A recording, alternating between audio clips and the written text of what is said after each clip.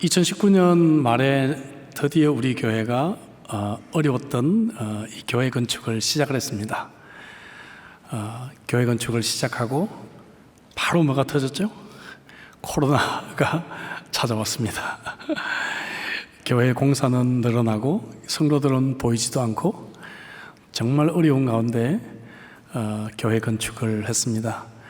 건축이 이제 어느 정도 완공을 향해 가고 있었고 5월 달에 입당을 하고 남은 공사를 한참 하고 있는 그때에 제가 제 아내에게 입으로처럼 건축 끝나면 나 2달만 좀 쉬고 싶다, 2달만 쉬고 싶다, 그런 이야기를 입으로처럼 했는데 완공일이 10월 22일이었습니다. 10월 22일 날 제 아내가 교회에서 계단에서 굴러떨어져서 큰 사고를 당했습니다. 제가 그날 금요일 저녁에 약속이 있어서 차를 몰고 밖으로 나가려고 하다가 뭔가 느낌이 이상했어요. 저는 느낌에 보통 둔한 사람이거든요.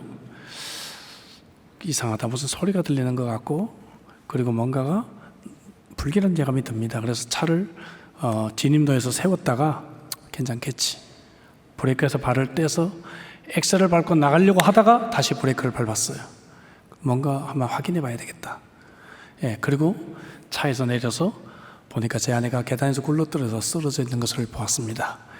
제가 그때 발견 못했으면 제 아내는 최소 5시간 그곳에 그러고 있었어야 되는 것이죠. 하나님이 저를 세워주셨습니다. 급하게 응급차를 타고 병원으로 향했습니다.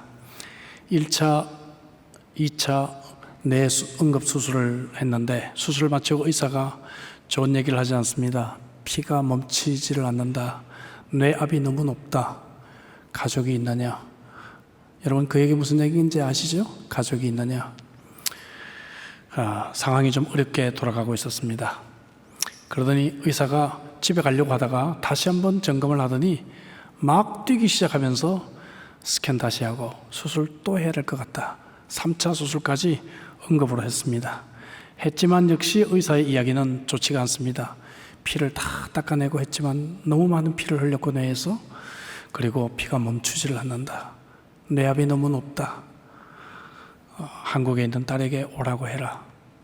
한국으로 전화를 했습니다. 딸이 임신 11주차. 딸에게 차마 말을 못하고 사위에게 이야기를 했습니다. 수술한 의사는 24시간 안에 세상을 떠난다라고 통보를 했습니다. 자, 토요일이 되었는데 저희 교회도 토요일 되면 주일 준비가 다 끝나잖아요. 제가 추수감사 주일이었고 설교를 해야 되고 성찬을 해야 되는데 장로님들이 만류를 합니다. 이런 상태로 강단에 올라가시지 말라고. 기도를 하다가 제 아내가 만약에 하나님이 불러가시면 가장 원하는 것이 뭘까 기도하며 생각해 보니까 이 사역을 자기 때문에 멈추지 않는 것을 원하겠다 생각이 들어서 제가 어려웠지만 힘들었지만 추수감사주일 예배를 인도하고 설교를 하고 성찬을 했습니다. 아내가 토요일하고 주일 이틀을 그냥 그 상태로 버텨주었습니다.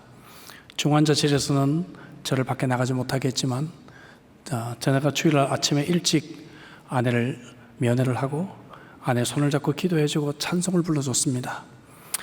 그리고 떠나려고 하는데 간호사들이 저를 애웠어요. 어디 가냐고. 못 간다고. 그래서 제가 이 상황을 충분히 알고 있으니까 전화를 해라. 전화를 하면 내가 즉시 달려오겠다.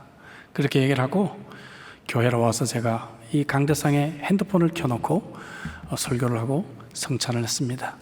다행히 아내가 주일 사역을 마칠 때까지 버텨주었습니다. 그래서 이제 이틀 동안 저도 잠도 못 자고 먹은 것도 없고 주일 밤 새벽 1시경에 조금 자야 되겠다 싶어서 눕자마자 병원에서 전화가 걸려왔습니다. 뇌압이 너무 높아서 이 상태로는 끝이니까 한 번 더 우리가 수술을 해보겠다. 4차 수술 들어가겠다고 통보가 왔습니다. 급하게 울면서 병원으로 갔죠. 병원으로 가면서 싱가포르까지 와 있는 제 딸에게 메시지를 보냈습니다. 가나야, 우리 엄마를 하나님께 맡겨드리자. 하나님께 맡겨드리자. 그 다음 메시지는 뭐겠어요? 하나님이 데려가셨다, 이 메시지 아니겠어요? 그런 마음으로 병원에 도착을 하면서 마음을 내려놓고 하나님이 꼭 데려가셔야 된다면 수술할 때 데려가지 마시고 끝나고 제게 돌아와서 제 품에서 하나님 데려가 주세요. 그렇게 제가 기도를 했습니다. 여러분, 근데 4차 수술을 마치고 난 뒤에 의사의 표정이 달라졌습니다. 그리고 하는 얘기가, 우리가 4차 수술을 하려고 머리를 다시 열었는데 컨디션이 너무 바뀌어져 있다는 거예요. 그러면서 이 사람이 그 사람이 맞는지 신원 확인 절차를 다시 했다고 합니다. 너무 상태가 달라져 있어서, 너무 상태가 좋아져 있어서 자기들도 이해할 수 없는 일이 벌어진 거죠. 의학적으로는 아무것도 한 것이 없어요. 3차 수술 후에 그냥 우리가 할 수 있는 거 다 했고, 그냥 지켜보고, 의사도 24시간 안에 세상을 떠날 거다라고 생각하고 중환자실에 그냥 그러고 있었던 건데, 여러분, 그 48시간 안에 무슨 일이 일어났을까요? 토요일 날 제가 너무 힘들어서 제 핸드폰에 있는 사람 무작위로, 그냥 생각도 못하고 무작위로 초청을 해서 몇십 명으로 기도방을 만들었습니다. 그리고 기도해달라, 내가 너무 힘드니까, 너무 절박한 기도니까 기도해달라고 부탁했는데 그 몇십 명이 100명이 넘어가게 되고요. 많은 교회 목사님들이 주일 예배 시간마다 1부, 2부, 3부마다 그냥 계속해서 성도들 기도를 시켜주셨고, 미국, 아프리카, 정말 세계 방방곡곡에서 제가 대충 계산해 보니까 한 10만 명에서 20만 명 정도는 제 아내를 위해서 집중적으로 기도를 했더라고요. 여러분, 기도한 것밖에 다른 것이 한 것이 없어요. 그런데 하나님께서 제 아내의 컨디션을 기적적으로 회복시켜 주셨습니다.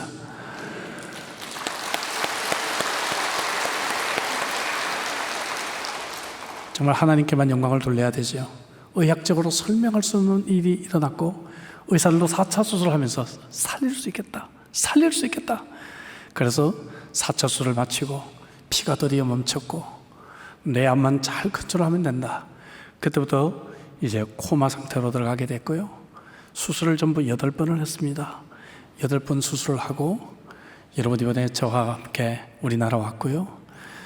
금요일 날 우리 울산 대형교회 가서 말씀을 나누었고, 어제 대구 와서 오늘 이 3부 예배 이 자리에 앉아 있습니다. 할렐루야.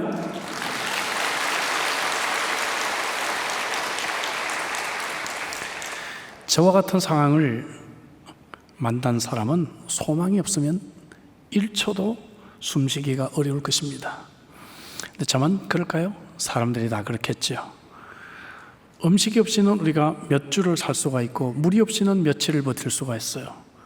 공기가 없이는 몇 분을 버틸 수가 있을 것입니다. 하지만 소망이 없이는 우리는 1초도 숨쉬기가 어려울 것입니다. 사람들은 소망이 있는 한 모든 힘을 다해 최선을 다합니다.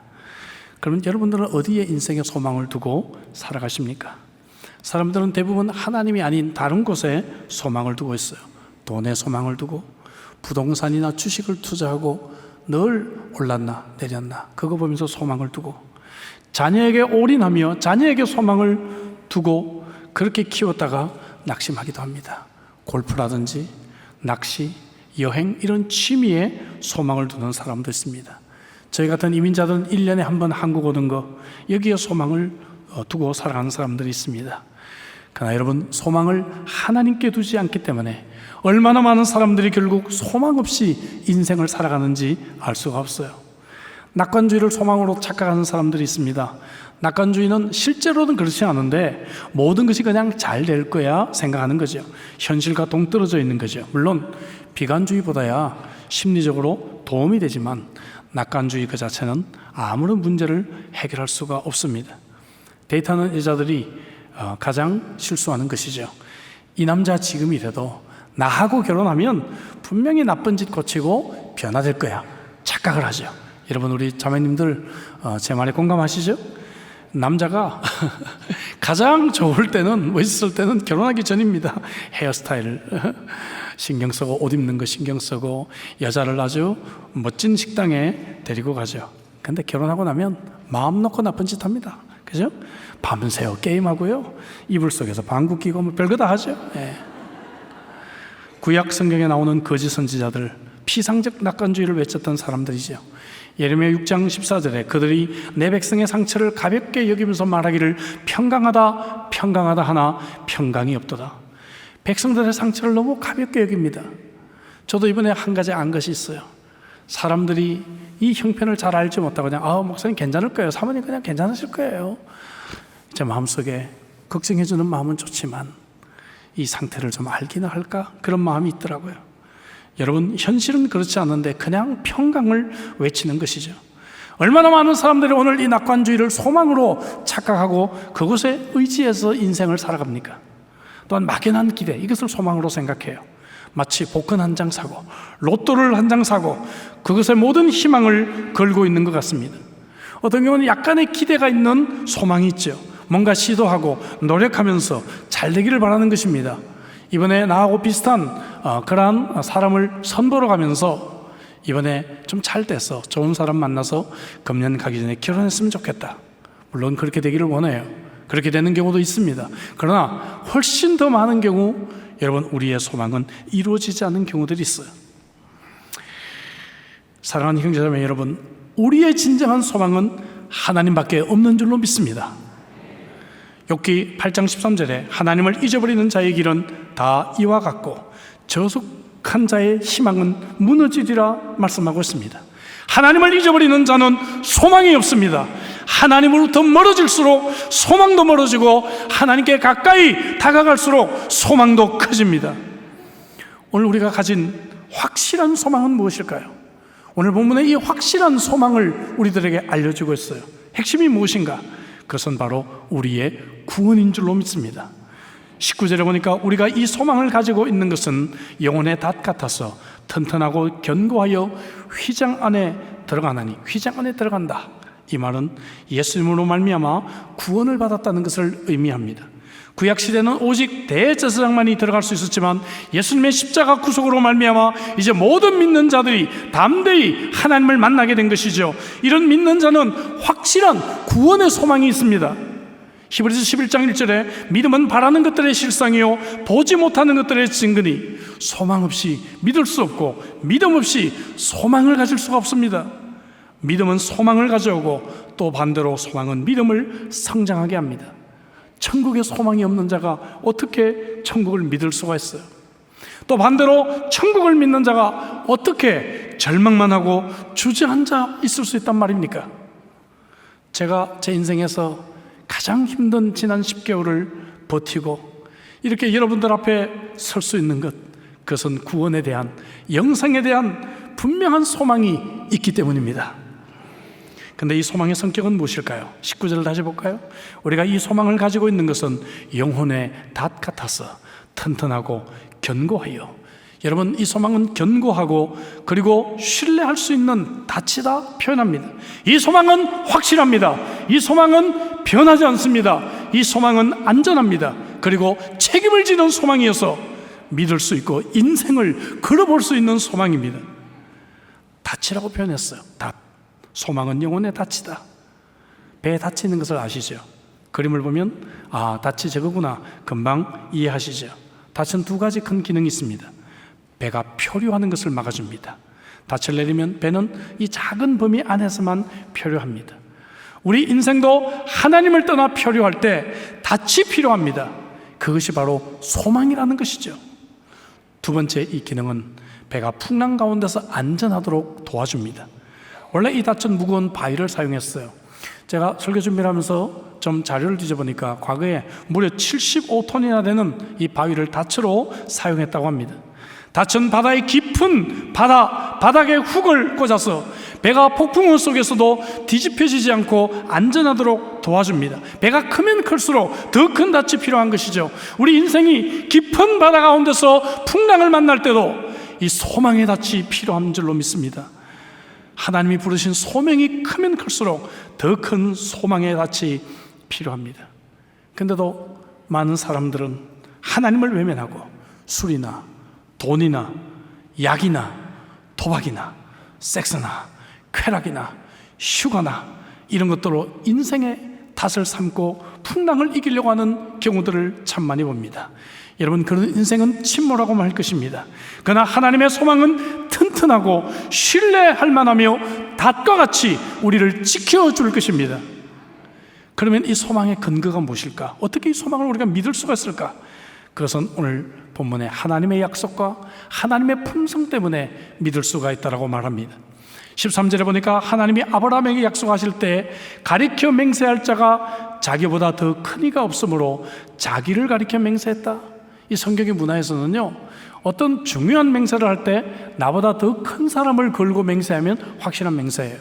근데 하나님은 하나님보다 더 큰 분이 안 계시니까 하나님이 스스로 나를 걸고 너희들에게 약속했다, 이렇게 여러분 말씀해주고 있는 것입니다. 여러분, 성경에는 적어도 7,000가지 이상의 하나님의 약속이 있어요. 구약, 신약, 약속 이런 말씀 아니에요. 우리가 이 하나님의 놀라운 말씀의 약속 위에 소망을 둘 때 이 소망은 확실한 소망인 줄로 믿습니다. 저 역시 지난 몇 개월 동안 하나님의 약속을 붙잡지 않고는 밀려오는 두려움을 감당할 수가 없었습니다.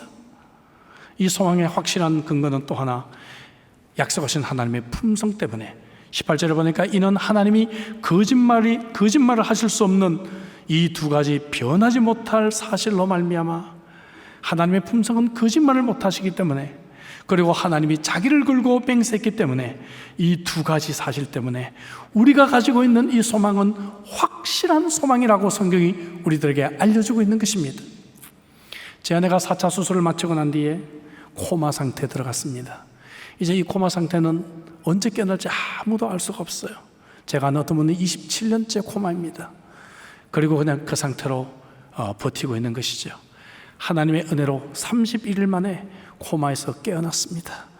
31일 만에 코마에서 깨어나서 이제 병원 의자로 이렇게 절반쯤 앉혔는데 뭔가 말을 하고 싶어 하는데 기관 삽입이 되어져 있죠. 많은 줄들이 달려 있죠. 말을 할 수가 없어요. 콧줄이 달려 있죠. 그래서 제가 아이패드를 가져와서 제 아내 눈치를 보고 손 하나 깜짝을 못했으니까 손을 이렇게 들어서 가장 하고 싶은 말이 뭐냐? 가장 하고 싶은 말이 뭐냐? 해서 아내 눈치를 보며 손가락을 키보드에다가 갖다 댔어요. 그때 이런 말이 나왔습니다. 제일 하고 싶은 말, 예수님, 나의 주님. 할렐루야. 제 아내가 이 글씨를 썼을 때 저는 참 많이 울었습니다. 이제 아내가 남편을 기억하고 하나님을 기억하니 이제 됐다. 하나님, 더 이상 제가 원하는 것이 없어요. 원하는 것이 없어요. 이 땅에서는 남편이 책임질 것이고, 하나님이 불러가시면 하나님께서 천국에서 책임져 줄 것이니 이제 제가 더 이상 하나님 원하는 것이 없어요. 그리고 정말 감사의 눈물을 흘렸습니다. 사랑하는 성도 여러분, 인생의 소망을 자신이 가진 것이나 자신의 능력이나 다른 사람에게 두는 사람은 인생의 풍랑을 만날 때 언제든지 침몰할 수 있지만, 하나님을 붙들고 있는 사람, 비록 코마 상태이지만, 비록 내가 이 풍랑 속에서 너무 큰 어려움 가운데 있지만, 하나님의 7,000가지의 약속에 소망을 삼아 영혼의 낯을 내리는 자들은 하나님이 안전하게 인도해 주실 것입니다. 아내가 사고 난 직후 바로 그 다음날 주일은 말씀드렸다시피 추수감사 주일, 제가 죽을 힘을 다해서 설교와 성찬을 감당했습니다.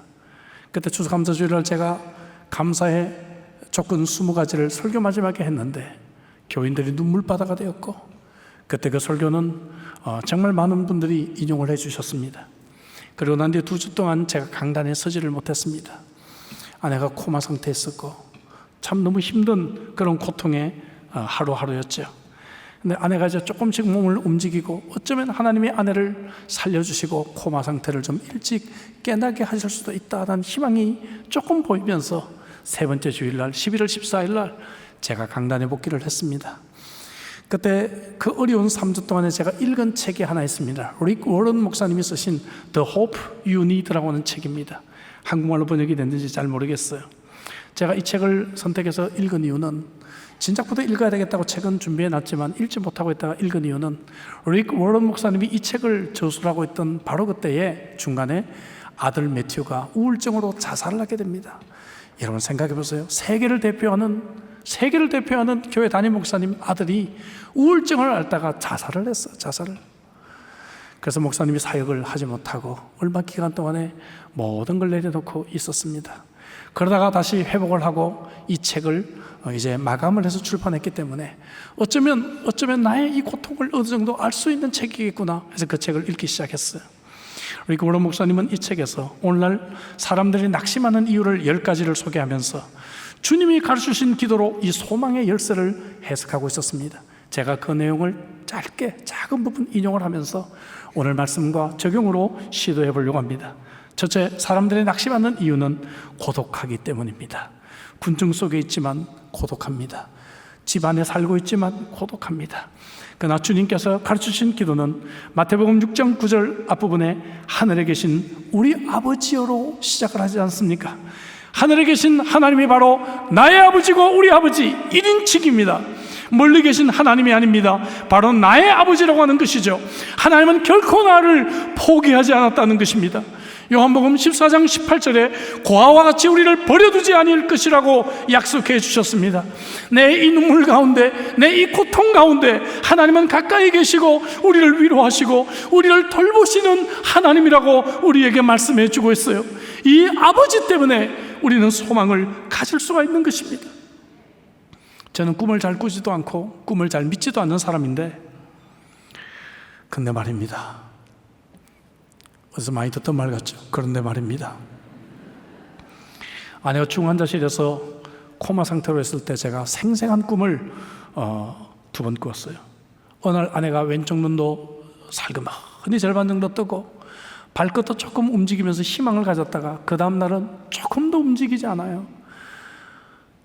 너무 힘이 들어서 제 마음이 울면서 수요 예배를 갔습니다.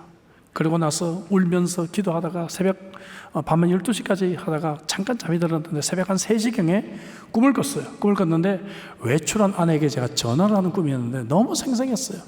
여보, 왜 안 와? 빨리 집에 돌아와야지. 그랬더니 제 아내가 활짝 웃으면서 여보, 내가 좀 시간이 좀 필요해, 좀만 기다려줘요, 그러더라고요. 그래서 내가 그래, 내가 좀 기다릴 테니까 빨리 집에 와. 그리고 전화를 끊었는데 너무너무 생생하게 여러분 그 꿈을 꿨어요. 아, 그렇다, 아내가 아직 회복되려면 시간이 필요하구나, 기다리면 되겠구나.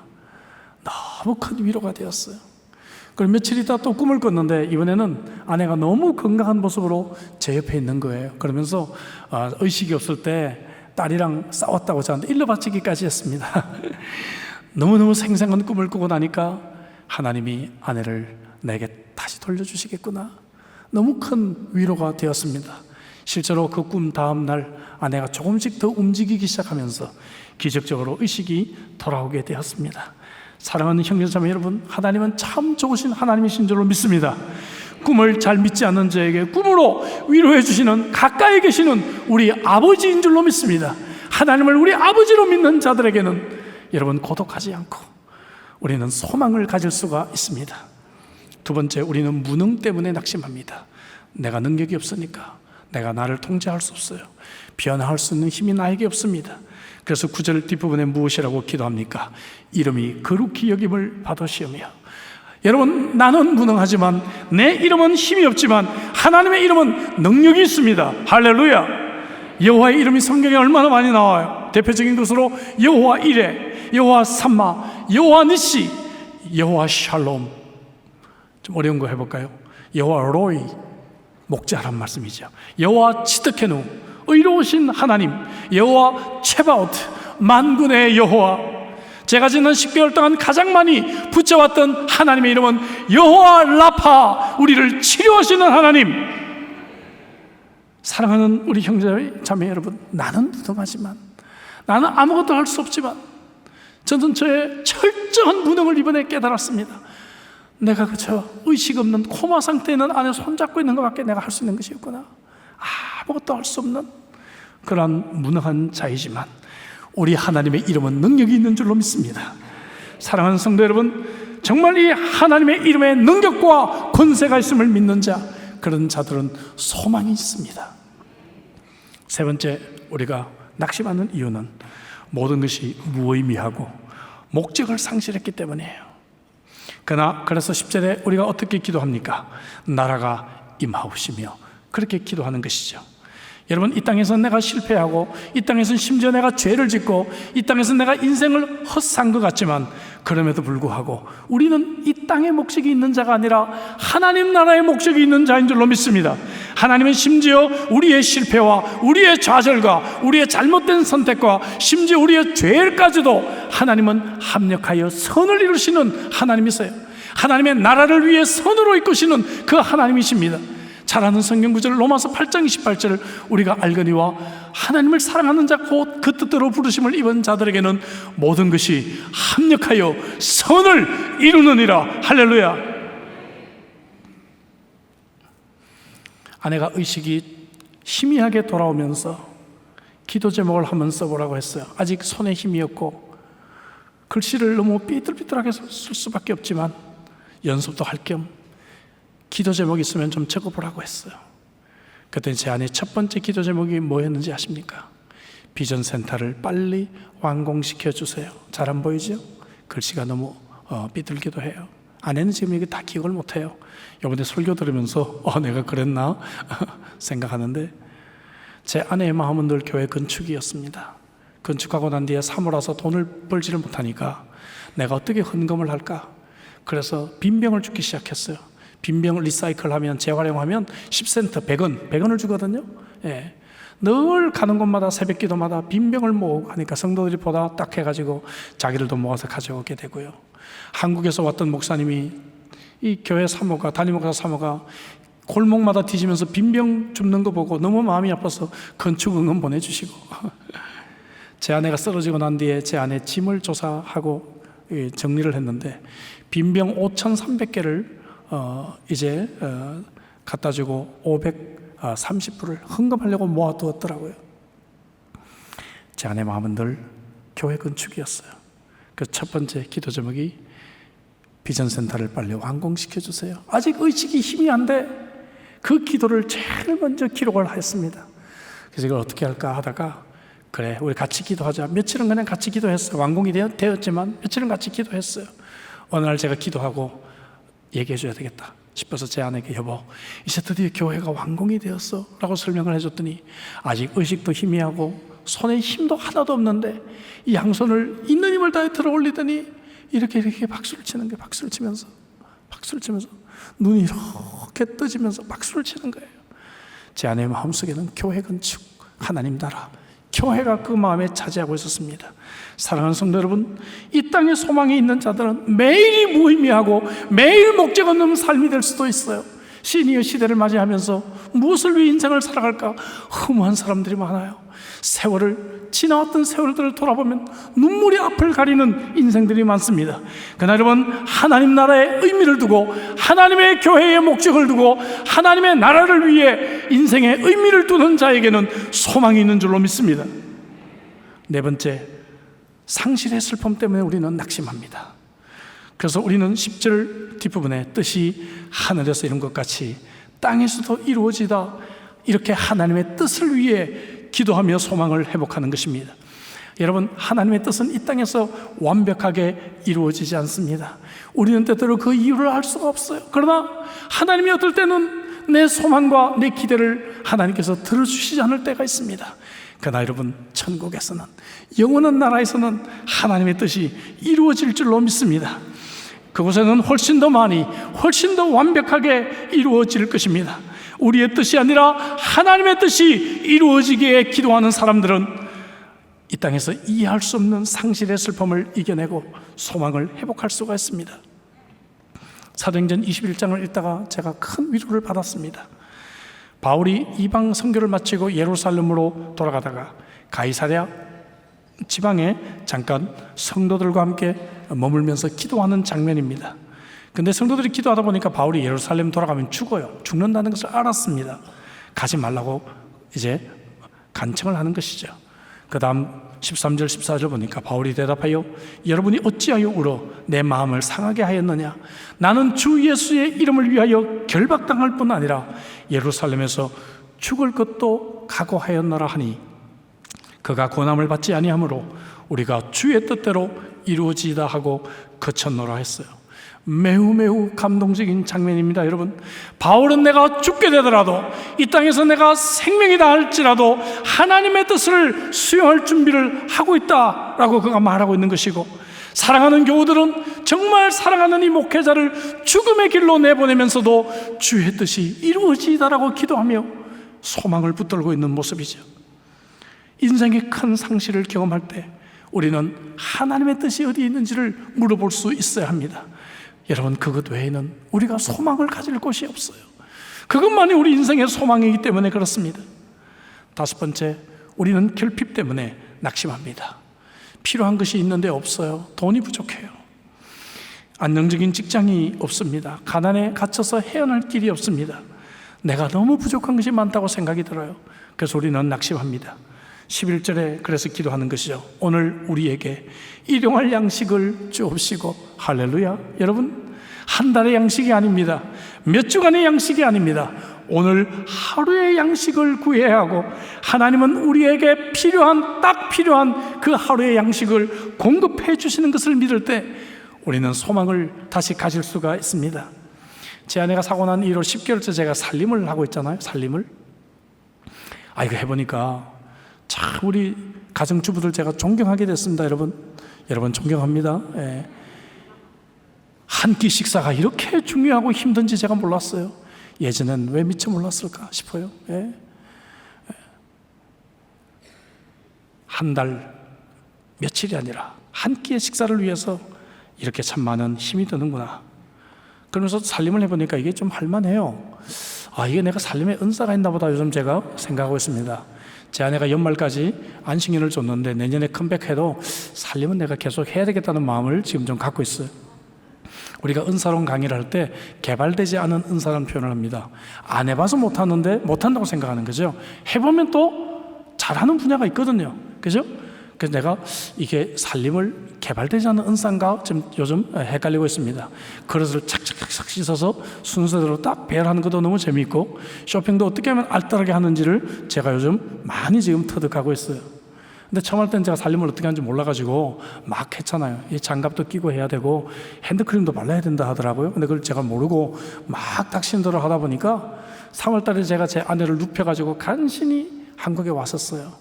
왜냐하면 우리 장모님이 97세인데 이번에 오니까 못 알아보더라고요. 근데 그때는 알아보셨거든요. 그래서 장모님 못 알아보기 전에 한번 우리 아내 보여줘야 되겠다. 그리고 제 아내도 의식에서 돌아오자마자 엄마를 찾았거든요. 그래서 약속했거든요. 당신이 비행기만 탈 수 있으면 내가 엄마 데려가줄게, 엄마한테 데려가줄게 약속을 했거든요. 그래서 3월 달에 비행기에 눕혀가지고 간신히 데려왔을 때 입국을 하는데 제 지문이 안 나와가지고 잡혀가지고 한참 제 신분을 다시 확인해야 됐었습니다. 근데 살림이 늘어서 이번에는 지문이 나왔어요. 여러분 할렐루야. 제가 많이 늘었어요. 살림을 해보니까 일용할 양식이 얼마나 중요한지를 알았습니다. 욕심 다 내려놓게 되었습니다. 그래서 제 아내의 마지막 기도 업데이트를 할 때 제가 그렇게 기도 제목을 올려드렸어요. 마지막 기도 제목입니다. 이제 하나님이 아내를 이만큼 살려주셨으니 더 겸손하고 우리보다 더 어려운 사람을 가슴에 품고 남은 인생 살겠습니다. 그것이 제 마지막 기도 제목이었습니다. 사랑하는 성도 여러분, 오늘 하루의 양식으로 여러분 만족하시길 바랍니다. 우리는 욕심이 더 많이 있어야 된다고 생각해요. 우리는 우리의 욕심이 채워지기를 원해요. 빌립보서 1장 4장 19절에 바울이 뭐라고 고백합니까? 나의 하나님이 그리스도 예수 안에서 영광 가운데 그 풍성한 대로 너희 모든 쓸 것을 채우시리라, 너희 모든 욕심을 채우시리라 말씀하지 않았습니다. 한 끼의 양식이 주어졌거든. 오늘 일용할 양식을 주셨으면 우리는 감사하고 우리는 기뻐하며 우리는 다시 낙심하지 않고 소망을 가지고 인생을 살아갈 수가 있는 것입니다. 여섯 번째, 우리는 죄책감 때문에 낙심합니다. 후회, 수치심 이런 것들이 나를 지배하고 도대체 내가 나를 용서할 수가 없어요. 그런 것이 있잖아요. 그래서 12절에 우리가 우리에게 죄 지은 자를 사하여 준 것 같이 우리 죄를 사하여 주옵시고. 여러분, 하나님의 용서를 구하시기를 바랍니다. 하나님은 우리를 용서해 주시고 우리의 죄를 기억조차 하지 않는다고 약속해 주셨습니다. 로마서 8장 1절 말씀, 사역반에서 가장 먼저 암송하는 말씀, 그러므로 이제 그리스도 예수 안에 있는 자에게는 결코 정죄함이 없느니라. 할렐루야. 하나님의 틀림없는 약속입니다. 예수 그리스도 안에 있는 저와 여러분들은 하나님의 용서를 경험한 자들입니다.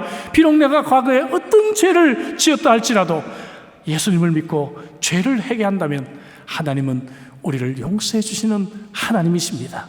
하나님의 용서를 통해 다시 한번 우리는 소망을 가질 수가 있습니다. 7번째, 원수들 때문에 우리는 낙심합니다. 내게 상처를 준 사람들이 있어요. 내 가슴에 칼을 받고 떠난 사람이 있습니다. 그 사람이 만들어 놓은 감옥에 여전히 우리는 살아가고 있어요.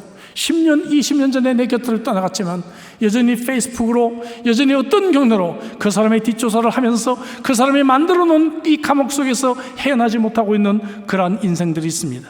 그래서 우리가 조금 전 읽었던 12절에 하나님의 용서를 구할 때 조건이 있었죠. 우리가 우리에게 죄 지은 자를 사하여 준 것 같이 이제 우리의 용서의 실천을 위해 기도하란 말이죠. 이제 우리는 용서하며 더 이상 원수 때문에 살아가지 않을 것입니다. 그래서 로마서 12장 19절에 있는 말씀처럼 원수를 갚는 것은 하나님께 맡겨드리고 하나님이 언젠가 그날에 가장 완벽하고 가장 공평하게 우리의 모든 사정을 아시는 하나님께서 심판하시고 갚아주실 것이고, 나는 하나님께서 나를 위해서 그 원수를 용서하라고 했으니 용서하고 떠나보내고 우리의 관계가 다시 회복이 되고 평화가 찾아오는 이러한 사람에게 하나님은 정말 이 소망의 인생을 살게 하십니다. 아내가 했던 사역 가운데 여성기도회가 있어요. 여성기도회를 이끌었습니다. 우리 여성기도회 우리 자매님들 참 제가 사랑하고 존경합니다. 얼마나 기도 많이 하는지 알 수 없어요. 저는 우리 교회가 이처럼 돌아가는 것, 코로나 시기에 건축을 하는 이거 간증 아닙니까? 사실 건축 간증만 해도 참 많아요. 근데 그 모든 힘이 우리 여성기도회에 있다고 저는 생각해요.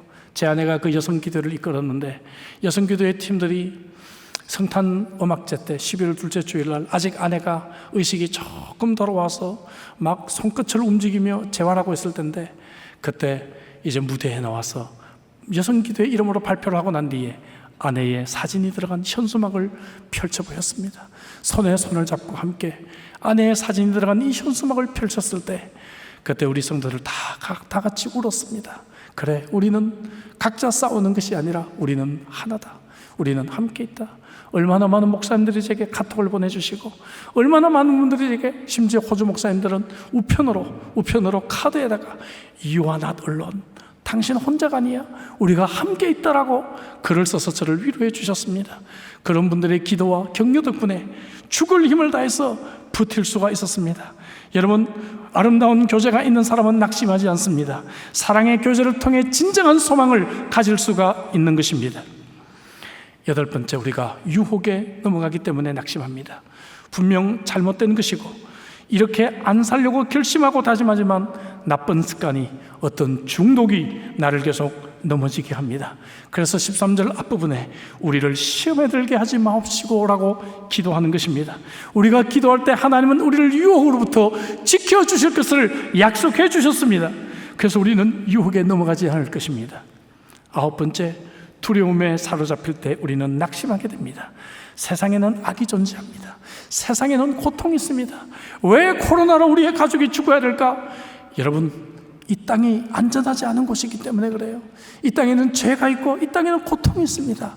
이곳은 천국이 아니기 때문에 사랑하는 사람이 어느 날 갑자기 교통사고로 세상을 떠나고 수학여행 갔던 우리 자녀가 돌아오지 못하는 아픔을 이 땅에서는 겪게 됩니다. 그래서 13절 중간에 다만 악에서 구하옵소서라고 우리는 이 땅에서 기도할 수밖에 없는 것입니다. 하나님의 구조를 요청하는 것이죠. 119 전화를 하나님께 돌리는 것입니다.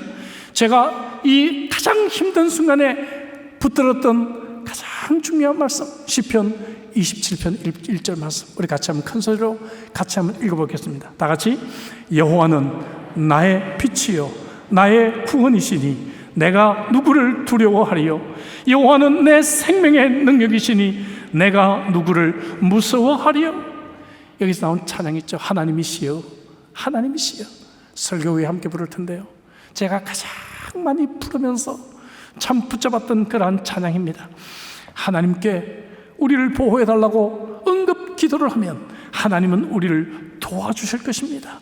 우리는 하나님의 구조를 믿기 때문에 두려움을 극복하고 소망을 가질 수가 있는 것입니다. 오늘도 이 자리에 고통 속에 있는 분이 계실 것 같아요.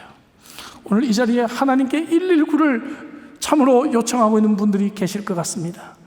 저는 성도들의 그 피눈물을 압니다. 제가 3주 만에 강단에 복귀하고 난 뒤에 성도들에게 제가 용서를 빌었습니다. 제가 이미 목회 30년 하면서 모르는 거 없다고 생각했다. 그리고 놀랄 일도 없다고 생각했다. 성도들이 고통당할 때 충분히 고통당했다고 생각했고, 성도들이 너무 슬픈 일을 만났을 때 같이 울면서 충분히 슬퍼하며 기도했다고 생각했는데, 내가 이번에 이 경우를 당해보니까 이런 피눈물이 있었구나, 이런 경지가 있었구나 하는 것을 처음 또 알았다. 여러분, 제가 정말 철없는 목사였습니다. 여러분들의 삶을 더 깊이 이해하지 못하고 여러분과 말씀을 나누었거든요. 성도들에게 회개를 했습니다. 여러분, 오늘 그런 분들이 계시죠? 이 자리에 너무 인생에 큰 무거운 짐을 안고 하나님께 응급으로 구조를 요청해야 될 분들이 많이 계실 것입니다. 두려움이 우리 속에 찾아올 때마다 하나님께 구하세요. 119를 돌리시기 바랍니다. 하나님 우리를 도와주실 것입니다. 하나님은 우리를 건지실 것입니다. 이런 잔소 소망을 회복할 수가 있는 것이죠. 마지막 10번째 우리가 낙심하는 이유는 패배감을 주는 절망입니다. 그렇게 기도했던 사람이 결국 죽고 말고 우리 인생의 모든 것이 끝난 것처럼 보이기 때문입니다. 그래서 마지막 13절에 나라와 권세와 영광이 아버지께 영원히 있사옵나이다 기도하는 것이죠. 이 땅은 영원이 아닙니다. 그러나 영원한 하나님 나라가 있기 때문에, 우리의 소망이 천국에 있기 때문에 여러분, 우리는 다시 일어날 용기가 있는 것입니다. 천국에서의 한 장면을 계시록 21장 4절에서 표현합니다. 모든 눈물을 그 눈에서 닦아주시니 다시는 사망이 없고 애통하는 것이나 곡하는 것이나 아픈 것이 다시 있지 아니하리라. 할렐루야. 저는 시드니 올림픽 때 선수촌교회 목사로 사역을 했습니다. 이어서 장애인 올림픽 때도 선수촌교회 목사로 사역을 했어요. 장애인들 사역을 하면서 제가 얼마나 참 장애인들을 몰랐던가 참 하나님 앞에 회개하게 되었습니다. 그런데 이번에 제 아내가 사고로 또 장애 판정을 받고 보니까 정말 내가 더 몰랐구나. 장애인을 바라볼 때 여러분, 제 생각이 달라졌습니다. 장애인들에게는 이런 말씀이 너무 은혜가 되는 말씀이죠. 우리는 너무 건강하니까, 우리는 너무 가진 것이 많다 보니까 천국 이야기해도 별로 감동이 없어요. 그러나 정말 이 세상에서 내가 실패했고, 이 세상에서 내가 가진 것이 없고, 그리고 이 세상에서 내가 몸이 아프고 이 세상에 장애의 옷을 입고 있는 자들에게는 여러분, 이 땅이 너무 짧은 일시적인 곳이고 영원한 천국이 있다는 것, 그 영혼을 위해 기도할 때 우리는 절망하지 않고 소망을 회복할 줄로 믿습니다. 그렇다면 소망이 있는 자는 어떻게 인생을 살아가야 할까요? 오늘 본문은 아브라함과 약속하신 말씀입니다. 15절에 보니까 아브라함은 오래 참아 약속을 받았다라고 말씀하고 있어요. 소망이 없으면 우리는 참기가 어렵지만 소망이 있는 자는 인내할 수가 있습니다. 왜? 이 약속을 받을 수가 있기 때문에. 본문이 시작되기 바로 직전 10절, 11절에 소망이 있는 자의 삶에 대해서 먼저 결론적으로 선포하고 본문이 이어져요. 우리 같이 한번 큰 소리로 읽어보도록 하겠습니다. 다 같이. 하나님은 불의하지 아니하사 너희 행위와 그의 이름을 위하여 나타낸 사랑으로 이미 성도를 섬긴 것과 이제도 섬기고 있는 것을 잊어버리지 아니하시느니라. 우리가 간절히 원하는 것은 너희가 각 사람이 동일한 부지런을 나타내어 끝까지 소망의 풍성함에 이르러. 여러분, 과거에도 섬겼고 이제도 섬기고 부지런함으로 끝까지 그렇게 열심으로 주님을 위해 살아가는 것이 소망이 있는 자입니다. 여러분, 이제 여름방학이 끝나고 가을 사역이 시작이 되었죠. 다시 여러분 소그룹이 모이고 훈련이 시작되고 여러 사역이 시작됩니다. 우리에게 주어진 하루하루 너무 소중합니다. 여러분, 의미가 있습니다. 하나님이 이 부족한 우리들을 이 땅에서 당신의 나라를 위해 사역할 수 있는, 통역할 수 있는 기회를 주신 것입니다. 여러분, 열심을 다해 충성으로 인내하며 승리하시는 여러분들 되시기를 주 이름으로 축복합니다. 아내가 의식이 희미하게 돌아왔을 때 만나고 싶은 사람을 기록해봐라 그랬어요. 그랬더니 역시 흔들거리는 펜으로 10가지를 적었어요. 10가지를. 여러분, 현실감을 위해 그때 그 사진을 올렸지만 잘 보이지 않죠? 제가 읽어보겠습니다. 1. 예수 안 믿는 사촌들, 만나고 싶은 사람들이. 2. 예수 안 믿는 친구들. 3. 믿음이 약한 주위 사람들. 4. 예수 안 믿는 친구들. 5. 우리를 잘 모르는 친구들. 6. 배고픈 사람들, 너무 어렵고 힘든 사람들. 7. 어렵고 배고픈 사람들. 8.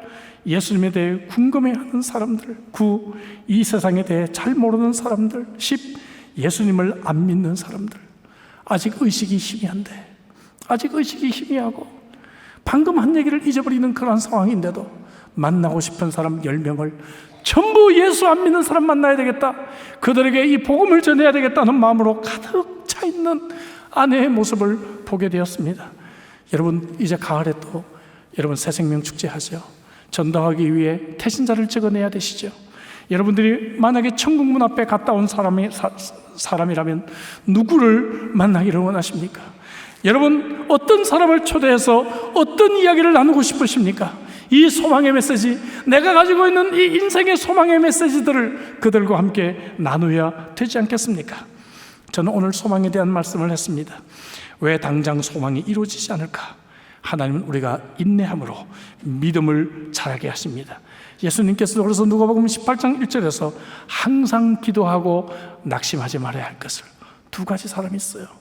낙심하는 사람이 있고 또 하나는 기도하며 소망을 붙잡는 사람이 있어요. 여러분은 어떻게 남은 인생을 살아가시겠습니까? 세상을 보며 사람을 보며 늘 낙심하고 늘 그렇게 주저앉으며 인생을 살아가시겠습니까? 아니면 기도하며 오늘 하나님이 주신 말씀처럼 소망을 영혼의 닻으로 내려서 그렇게 남은 인생을 살아가시겠습니까? 기도하는 자는 소망을 붙잡을 수가 있습니다. 소망은 영혼의 닻과 같기 때문입니다. 오늘 이 자리에 여러분 힘든 분들이 많이 계시죠? 저도 피눈물 나는 10개월을 지나오면서 인생의 고통을 저도 이제 말할 수가 있습니다. 여러분, 오늘 그러한 아픔과 눈물이 있는 자들이 있다고 한다면 오늘 이 말씀으로 다시 한번 여러분들이 소망으로 영혼의 닻을 내리시고 남은 인생 주님을 위해 멋지게 살아가시는 복된 여러분들 되시기를 주의 이름으로 축복합니다. 기도하시겠습니다. 하나님, 세상을 보고 사람을 보고 낙심하고 절망하며 살아왔습니다. 그러나 이제 우리의 남은 인생, 우리의 소망을 하나님께 두며 살게 하여 주시옵소서. 하나님의 나라가, 하나님의 뜻이 이루어질 것을 기대하며 우리 인생의 의미를 다시 회복하게 하여 주옵소서. 오늘 이 자리에 너무 큰 고통 속에 하나님을 부르짖는 자들이 있습니다. 주여, 그들의 기도를 회변치 마시고 오늘도 이 말씀으로 저들을 위로하시며 그 하나님이 나의 아버지 되심을 다시 한번 붙잡고 일어나 남은 인생 승리하게 하여 주옵소서. 짧은 인생입니다. 하루하루가 너무 소중합니다. 일용할 양식 주셨음에 자족하며 감사하며 우리의 남은 인생 하나님 나라 위에 멋지게 살아가는 주의 백성들 되게 하옵소서. 예수 그리스도로 기도하옵나이다. 아멘.